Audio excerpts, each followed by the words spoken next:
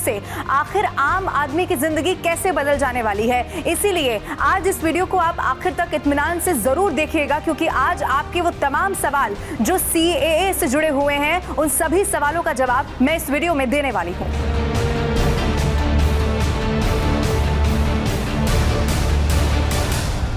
अब सबसे बड़ा सवाल ये कि आखिर CAA है क्या? नागरिकता संशोधन कानून, जिसे केंद्र सरकार ने साल 2019 का वो वक्त था जब संसद में पास किया था। अब इस बिल का उद्देश्य पाकिस्तान, बांग्लादेश और अफगानिस्तान से आए 6 समुदायों, जिसमें हिंदू, ईसाई, सिख, जैन, बौद्ध और पारसी शामिल हैं, इनके शरणार्थियों को भारत की नागरिकता देना है। वैसे इस बिल में मुस्लिम समुदाय को शामिल नहीं किया गया और इसी मुद्दे पर जो राजनीतिक पार्टियां थी, उनकी तरफ से जबरदस्त विरोध किया जाता रहा है समय समय पर। अब मैं आपको ये बता दूं कि 3 साल पहले जब संसद में ये संशोधन कानून पास हुआ था, तो इस पर पूरे देश में एक तीखी प्रतिक्रिया और विरोध भी देखने को मिला था। सियासी पार्टियों ने भी इसका विरोध किया, लेकिन सरकार ने इसे लेकर न केवल स्थिति स्पष्ट की, बल्कि इस कानून को लेकर जवाब भी दिए हैं। अब हम ये जानते हैं कि आखिर ये बिल और इसे लेकर सरकार का क्या कहना रहा है और कैसे ये चुनाव से पहले लागू होने वाला है, ये भी तय है। सवाल अब आपके मन में जरूर ये होगा कि आखिर नागरिकता संशोधन कानून है क्या? ये मैं आपको बताती हूँ। ये कानून किसी को भी नागरिकता से वंचित नहीं करता है, ये किसी को नागरिकता बल्कि देता है, और ये केवल उन लोगों की श्रेणी को संशोधित करता है जो नागरिकता के लिए खास तौर पर आवेदन कर सकते हैं। अब ऐसा उन्हें आवेदन, यानी जो आवेदन करने वाले हैं, उन्हें अवैध प्रवासी की परिभाषा से छूट देकर करता है। कोई भी व्यक्ति जो कि हिंदू, सिख, बौद्ध, जैन, पारसी या ईसाई समुदाय से ताल्लुक रखता हो और अफगानिस्तान, बांग्लादेश या पाकिस्तान से हो, जो कि भारत में 31 दिसंबर 2014 को या इससे पहले प्रवेश कर चुका हो और जिसे केंद्र सरकार के द्वारा पासपोर्ट अधिनियम 1920 की धारा 3 की उपधारा 2 के खंड स या विदेशी अधिनियम 1946 के प्रावधानों के आवेदन या उसके ही अंतर्गत किसी भी नियम या आदेश के तहत छूट दी गई हो। अब मैं आपको ये भी बता दूं कि इस छूट के लिए कानूनी ढांचा 2015 में गृह मंत्रालय की तरफ से जारी 2 अधिसूचनाओं में पाया जाता है। वो क्या है, ये भी मैं आपको बताती हूँ। सबसे पहले ये जानिए कि 4 जो अधिसूचना केवल उन्हीं लोगों को छूट देती है जो हिंदू, सिख, बौद्ध, जैन, पारसी या ईसाई हैं, अब अफगानिस्तान, बांग्लादेश या पाकिस्तान से हैं, और अगर वो भारत में 31 दिसंबर 2014 से पहले धार्मिक उत्पीड़न की आशंका से भारत में प्रवेश कर गए थे, तो ये उनके लिए है।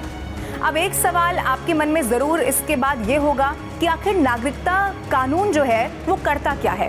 ये मैं आपको बताती हूँ। ये कानून उन्हें खुद ब खुद नागरिकता नहीं देता, बस उन्हें इसके आवेदन के लिए योग्य बना देता है। इसका मतलब ये कि उन्हें ये दिखाना होगा कि वो भारत में 5 साल रह चुके हैं। साबित ये भी करना होगा कि वो भारत में 31 दिसंबर 2014 से पहले आए थे। अब साबित इसमें यह भी करना होता है कि वो अपने देश से धार्मिक उत्पीड़न के कारण ही भागकर अपने देशों से वो यहाँ आ गए थे। अब उन भाषाओं को भी वो बोलते हैं जो संविधान की 8वीं अनुसूची में शामिल है और नागरिक कानून 1955 की 3री सूची की जो अनिवार्यताएं हैं उनको पूरा करता हो।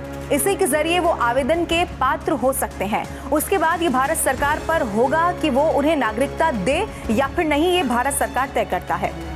अब एक सवाल आपके मन में जरूर होगा कि शरणार्थियों को आखिर वीजा भारत की तरफ से कैसे जारी किया जाता है। जो शरणार्थी पात्रता नहीं रखते, यानी कि धर्म के बगैर भी वो भारत को जो शरणार्थी नीति के साथ सुरक्षित रहते रहेंगे। अब आपको मैं बता दूं कि शरणार्थियों को भारत में रहने के लिए लंबी अवधि के स्टे वीजा जारी किए जाते हैं। अब आपको ये भी जान लेना चाहिए कि UN रिफ्यूजी एजेंसी के अनुसार भारत में म्यांमार, यानी कि बर्मा, श्रीलंका, अफगानिस्तान, इस तरह के देशों के बहुत सारे ऐसे शरणार्थी हैं जो आराम से रह रहे हैं। सरकार का कहना यह है कि ये कानून मुस्लिम शरणार्थियों को कवर नहीं करता, क्योंकि हमारी स्थिति ये है कि जब हालत उनके लिए सुरक्षित हो जाएगी तब शरणार्थी अपने घर वापस लौट सकते हैं और लौट जाना चाहिए, ये भी इसमें कहा जाता है। अब एक और बड़ा सवाल ये भी है कि भारत शरणार्थियों को वीजा आखिर देता कैसे है, तो ये भी जान लीजिए। भारत की हमेशा की नीति गैर समावेश की थी, इस सरकार के होने से बहुत पहले से ही। कुछ देश विशेष तौर पर संवैधानिक तौर पर इस्लामी राष्ट्र हैं। अब वहाँ का जो आधिकारिक धर्म है वो इस्लाम है, जबकि कुछ मुस्लिम भागकर भारत में आते हैं। वो अपने देशों में जुल्म और अत्याचार के हालत के चलते वहाँ से भागकर भारत आ जाते हैं। अब इस बात का कोई मतलब नहीं बनता कि उन्हें नीति दृष्टिकोण के अनुसार न्यूट्रलाइज कर दिया जाए। अब एक सवाल ये भी है कि गैर मुस्लिम शरणार्थियों के लिए आखिर दिक्कतें क्या हैं? गैर मुस्लिमों के लिए पड़ोसी देशों में संवैधानिक तौर पर दिक्कतें हैं। उन्हें लेकर एक ऐसा दृष्टिकोण है कि उनके साथ वहाँ ऐसे अत्याचार होते हैं मानो वो वहाँ रहने के लायक ही ना हो।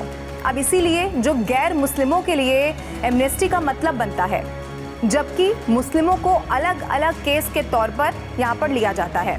अब उदाहरण के तौर पर जैसा हमने सीरिया, अफगानिस्तान, इस तरह के कई सारे देशों से आने वाले मुस्लिमों के लिए किया भी है।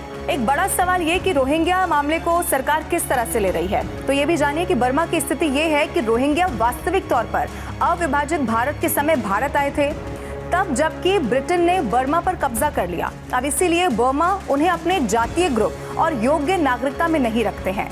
भारत इस विवाद में फंसा हुआ है कि अगर भारत रोहिंग्या को भारत में न्यूट्राइज का अधिकार दे देता है तो ये बर्मा के साथ साथ हमारे नाजुक विवाद को अपसेट कर सकता है।